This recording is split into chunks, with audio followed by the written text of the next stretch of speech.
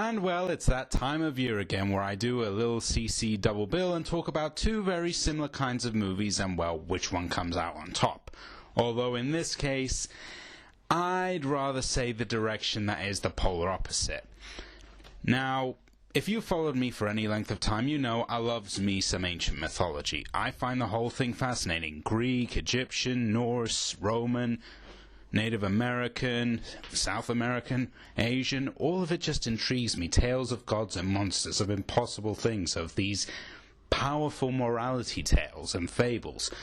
They're so intriguing, and you can see their influence in every kind of story in society. Hero of a Thousand Faces, really, need I say more, the book that basically gave us Star Wars. And so I tend to have more than a slight bone to pick when I see these films being made where they just take the mythology, use it in a completely basic and uninteresting way, slap a big fat production budget on it, and then waste everybody's time with it. That was my sentiments for Clash of the Titans, which I reviewed a number of years ago. And if you remember my review, you know I wasn't very happy with it. Remake or not, this was a lazy, half-hearted attempt by Warner Brothers to create basically Lord of the Rings, but with Greek mythology.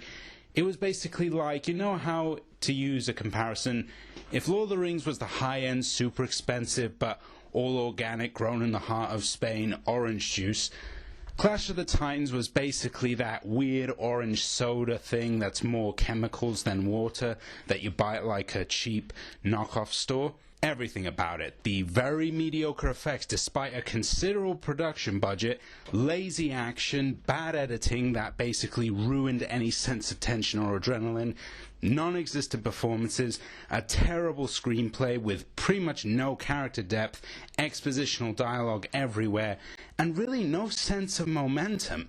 There were whole stretches where the film was just kind of there.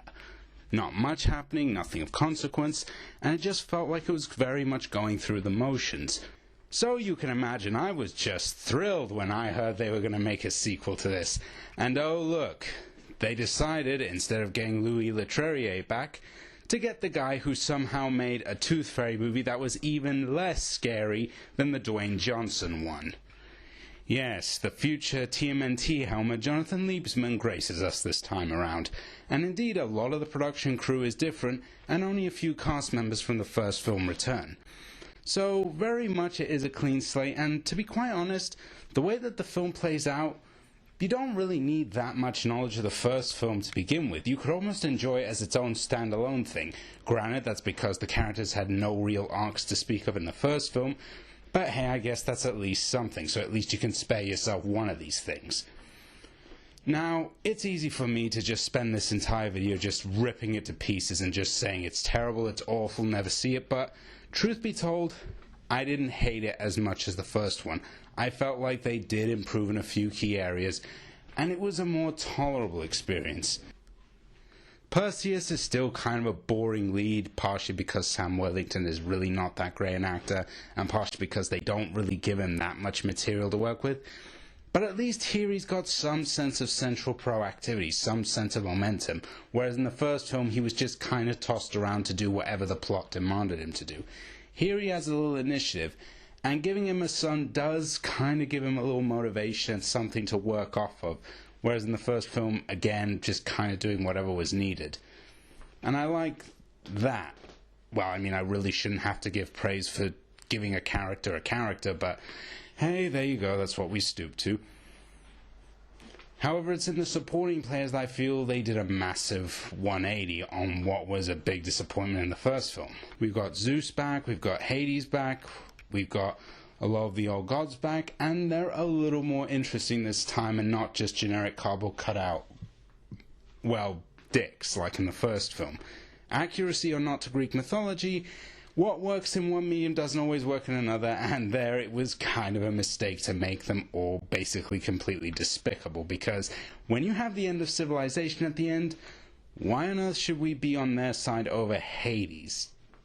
The improvements are not that significant if you really stop and think about it. But here I like that they try and flesh them out a little more. I like that they wanted to do more with the sort of brother dynamic between Zeus, Hades, and Poseidon. I like that they wanted to bring that more to the forefront, and I think Neeson, Fiennes, and Danny Huston got a little bit more to work with here, and I do like that.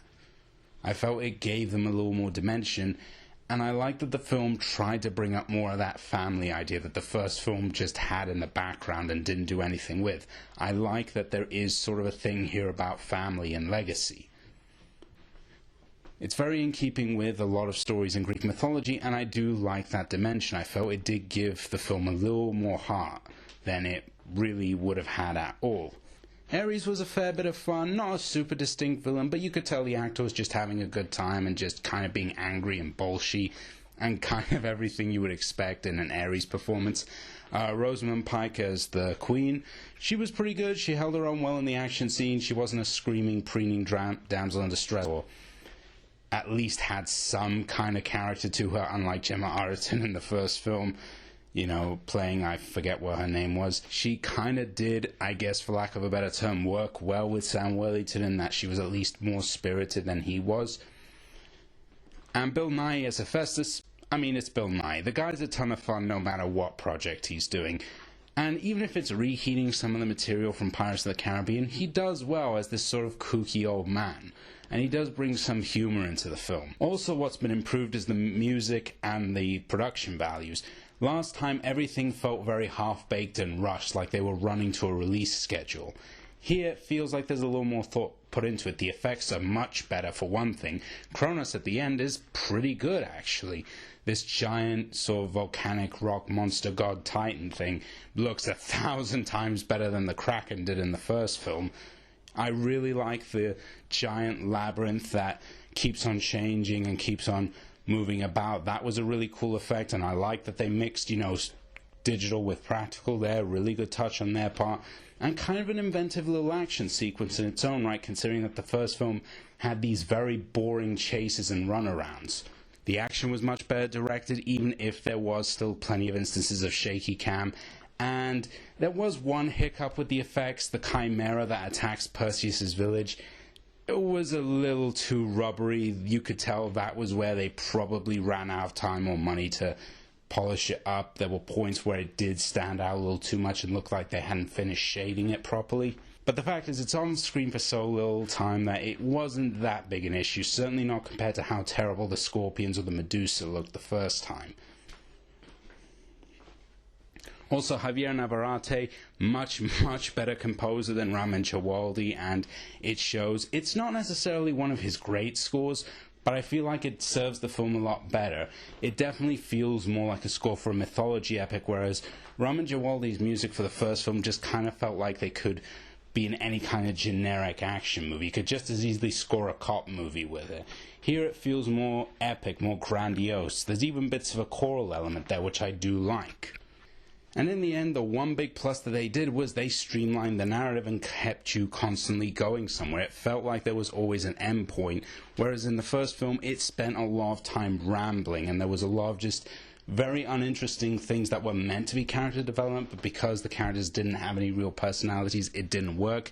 Here, every scene feels like it's going somewhere, which is a massive step up. And there's always a sense that there is sort of this ticking time bomb, that there is something at stake here. Granted, most of the characters are not necessarily super deep, and a lot of the people in this movie are just basically red shirts to be killed by the different monsters, but at least here there is something resembling a sense of stakes, with people that you do kind of get to know. I mean, granted, all this doesn't really amount to much because it's all very familiar, generic, well-trodden action, adventure, fantasy storytelling, and there's really nothing new here. Every beat you can see coming a mile away, every twist you can see coming. You know exactly, okay, that guy's going to die, that guy's going to die, that guy's going to make it through. You can tell okay, that monster can do this, so it's going to have this weakness. You basically know where you're going. There's nothing at all surprising about Wrath. It's very cut and dry. It has a very clear mission statement. But the fact that it is much leaner and tighter, it has a shorter runtime than the first film, made it much more bearable. Again, none of it is really all that detailed or dramatic or well fleshed out. Everything is just enough so that you can go with it. And for all intents and purposes, yes, they did make it better than the first time, but both films are just really a whole lot of meh. The problem is, for a lot of storytelling, ancient Greece was kind of where they really solidified the art of drama and really took these stories to another level. There's a reason why you hear in so many literary circles people lament the fact that a lot of ancient Greek plays are now lost. Because they were very good at what they did. And when you see them try and replicate those things today, and they do it in such a half-hearted manner, it just makes you sad because you know they can do better than this. Hell, it's kind of sad when you can read a story in a history book and it's much more compelling than a big-budget action movie. I just feel like we've yet to really make that really, really great Greek mythology movie that perfectly marries it, that you get all the fun and the action and the monsters and the cool stuff you want to see, but then there's also that heart and that power that drives a lot of Greek tragedies and all these mythology tales. It just feels like they put the effects above everything else, and for some people that is enough, and if you're willing for something that's quick and easy and isn't incompetent, yeah, Wrath of the Titans will do you fine. Then again, I would recommend you watch Legend of Hercules instead, because at least you can laugh yourself silly to that film. It may be directed and produced 1,000 times worse than Wrath, but let me tell you, it's 1,000 times more entertaining in a so bad it's good way.